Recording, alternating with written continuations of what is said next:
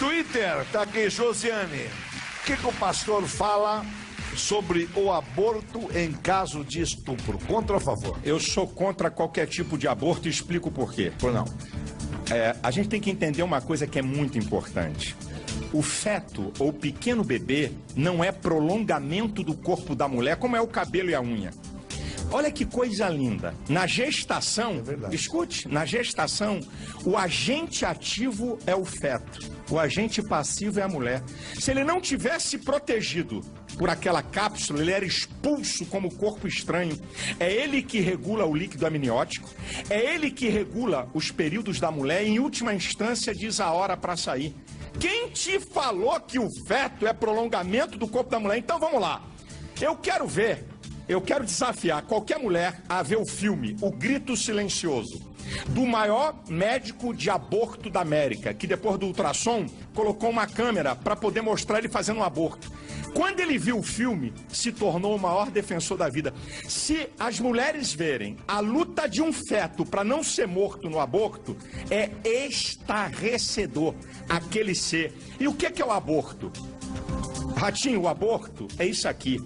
É o massacre dos poderosos contra os indefesos.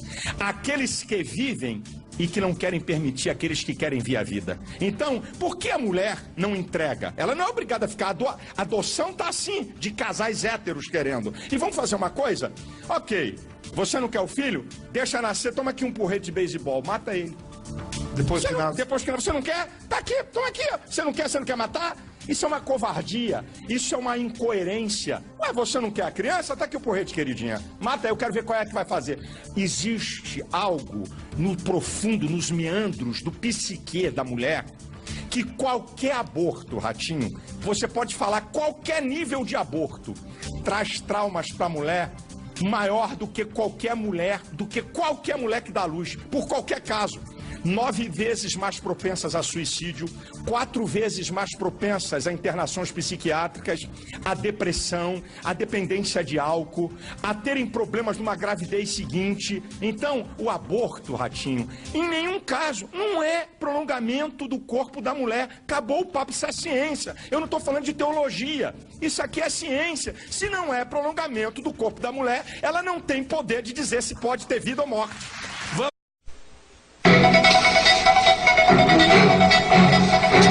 Estamos de volta com o Canal Livre, que hoje discute a questão do aborto no país. Nesse último bloco, nosso convidado é o pastor Silas Malafaia, que é um dos principais nomes da Assembleia de Deus, maior igreja pentecostal do país. Também com a gente aqui participando nesse terceiro bloco, o jornalista Sérgio Gabriel. Pastor Malafaia, no primeiro bloco, Elzimar Coutinho, que dispensa apresentação, discutiu do ponto de vista estritamente médico ou científico a questão do planejamento familiar e do aborto. No segundo bloco, nós tivemos agora a participação do Frei Antônio Moser, que é da Comissão de Bioética da CNBB, colocando a questão do aborto na ótica da Igreja Católica. E qual a posição da sua igreja nessa questão, inicialmente, do aborto? Bem, boa noite a todos. Primeiro eu quero dar parabéns à Band pela inteligência do espaço democrático para se debater um assunto como esse. Porque quando um religioso vai falar, se rotula que é só questão de religião, então o que ele fala não interessa, não tem base nenhuma, joga fora. Bem, nós evangélicos, então parabéns Mitre, parabéns à Rede Bandeirantes por estar mais uma vez na frente na questão do jornalismo, de dando oportunidade para os contrários se manifestarem. Nós somos contra o aborto. E isso eu quero trafegar no eixo científico-teológico, porque não é uma questão religiosa, idiota, nós somos contra o aborto, está acabado porque Deus... Não. Bem, primeiro, quem define a vida na ciência é a biologia. A biologia que define na ciência onde começa a vida. A vida começa na concepção, ela é contínua, quer intra ou extrauterina, até a morte. Isso aí é confirmado pela embriologia, pela genética e pela medicina fetal. A teologia cristã não está em nenhum momento contra a ciência, um argumento imbecil ou idiota, simplesmente porque uma questão de religiosidade que está num livro e está acabado. Não, eu digo sempre que ninguém entende mais do homem do que Deus. Então, partindo desse eixo, Se a vida começa na concepção, como a biologia confirma, isso é científico, significa que o aborto é matar uma vida. Este fato fantástico biológico não pode servir a interesses sociológicos, econômicos e nem políticos, porque você está destruindo uma vida. E aí eu posso aqui falar, porque não é questão teológica, não é só uma questão teológica. Minha gente, o feto, na gestação, o agente passivo é a mãe, o agente ativo é o feto. Queridos, meus amigos, se não fosse a placenta, o corpo da mulher botava o feto para fora. Ele não é prolongamento do corpo da mulher, ok? Nenhum cientista intelectualmente honesto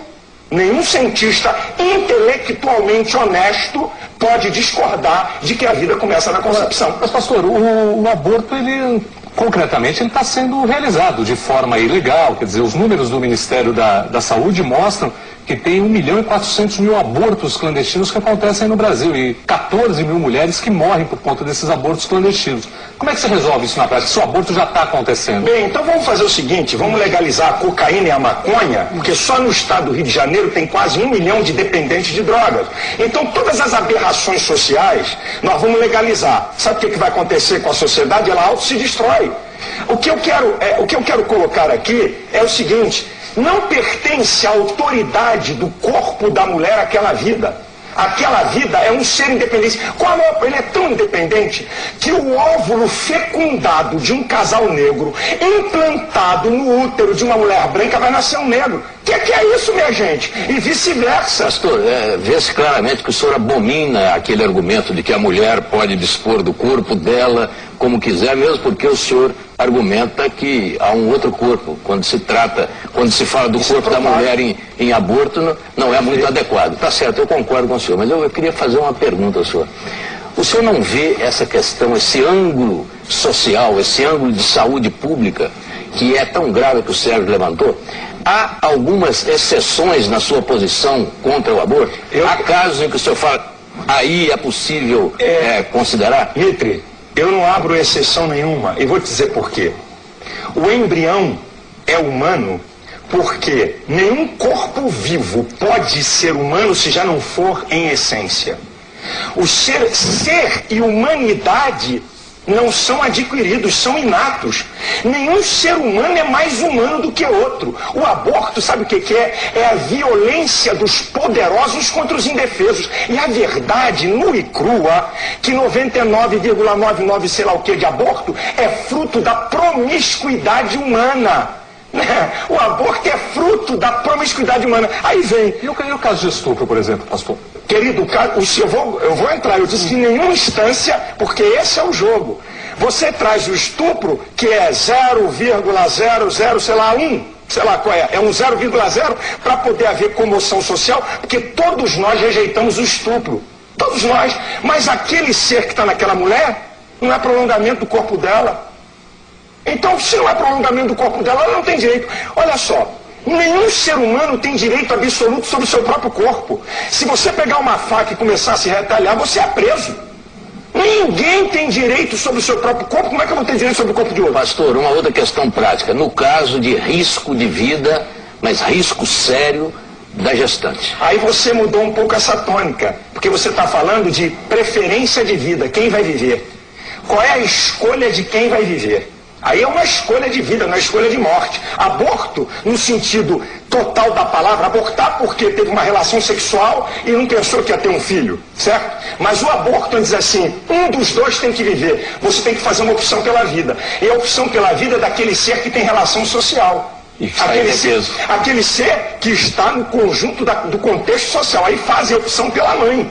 Porque aquele ser já está inserido num contexto social com relações sociais. Então, mudou, na minha concepção, Mitre, mudou o eixo. Você está fazendo uma opção por uma vida. Aqui só tem espaço para um viver. E tem dois, vai ter que escolher quem vai viver. É a escolha de Sofia, é uma escolha terrível, mas tem que se fazer uma escolha. Mudou o eixo. Só que não é essa a questão da discussão do aborto. A discussão do aborto é o que o Sérgio colocou aqui. Tem 1 milhão, como é que foi? 1.400.000 abortos clandestinos. Aí você pega lá nos Estados Unidos, onde o aborto é aprovado, e você vai ver as consequências para a mulher. As mulheres que abortam são 9 vezes mais propensas a suicídio que as outras, a surtos psicóticos, a depressão. As mulheres que abortam numa segunda gravidez, no terceiro mês, eu estou falando dos Estados Unidos, com legalização, com tecnologia de medicina, elas são 10 vezes mais propensas a perderem uma criança no terceiro mês, na segunda gestação, do que as outras mulheres. E aí tem um outro dado. Existe algo no nível profundo do inconsciente da mulher quando ela aborta. Há uns 2 ou 3 anos a revista Veja publicou com artistas, mulheres assim, da mídia, que fizeram aborto. E eu não vi nenhuma delas. Tem 2 ou 3 anos essa reportagem. Olha, uma boa, eu fiz tranquilo. Todas elas carregando alguma culpa. Gente, isso não é uma coisa simples. Nós pegamos um dado, certo? E pensamos o seguinte: vamos aprovar o aborto, porque aí essas meninas não vão mais morrer, certo? Porque essas meninas não vão sofrer mais conversa. Vai livrar de um tipo de sofrimento, mas vai ter sofrimento psicológico, sim senhor, isso é provado, isso é científico. E tantos tipos de doença, por mais simplista que o médico venha dizer, não, agora com tecnologia, com isso aqui, é só tirar e acabar. A história não é bem assim, porque o ser humano não é só soma, é psicossomático, é mente e corpo, não é uma coisa fria. Tira aí e está acabado. Não, como é que se resolve esse problema, então, de saúde pública? Como é que se resolve esse problema? O aborto está aí, né? As pessoas estão fazendo aborto. É a mesma história que a gente fala assim, como é que se resolve o problema da cocaína?